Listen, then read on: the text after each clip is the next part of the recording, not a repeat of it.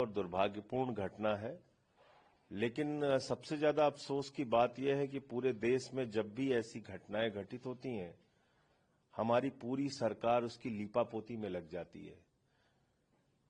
इस पूरे मामले में आप देखिए, रेल मंत्री जी घटना के बाद भी कुछ मानने के लिए तैयार नहीं थे।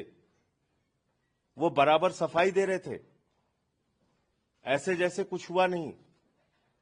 एलजी साहब ने अपना ट्वीट करके 29 मिनट के बाद ट्वीट एडिट कर दिया, ऐसे जैसे कि कुछ हुआ नहीं। तो लोगों की जान की कोई कीमत नहीं है क्या?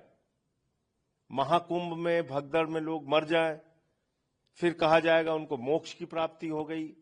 17 घंटे तक उत्तर प्रदेश की सरकार स्वीकार नहीं करेगी कि कुछ हुआ है। दिल्ली में, देश की राजधानी में प्लेटफॉर्म पे भगदड़ से लोग मर जाएं, रेल मंत्री कहेंगे कुछ नहीं हुआ। हजारों की संख्या में वहां भीड़ दिख रही है, उसको नियंत्रित करने के लिए कोई रेलवे का प्रशासन नहीं है, और पूरे मामले पे लीपापोती शुरू।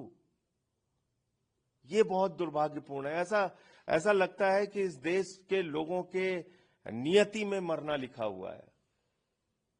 कभी आपको नोटबंदी के बाद लाइनों में खड़े होकर मरना है, कभी कोरोना की महामारी में मरना है, कभी पटरियों पे चलते हुए थक के सो जाए तो आपको मरना है, कभी फ्लाईओवर के गिरने से मरना है, कभी पुल के टूटने से मरना है, कभी रोजगार मांगने पे पुलिस की लाठी से मरना है, कभी फसल का दाम मांगने पर मरना है, कभी कुंभ के मेले में मरना है, कभी प्लेटफॉर्म पे मरना है।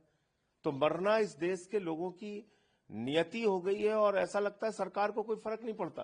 नॉर्दर्न रेलवे के सीपीआरओ का बयान, आप देखिए 2014 के बाद कोई भी घटना इस देश में होती है, ऐसा लगता है कुछ नहीं हुआ, लोग ही जिम्मेदार हैं इसके लिए, क्योंकि लोगों ने तो भगवान को चुन लिया है और भगवान की आलोचना होती नहीं। सीपीआरओ का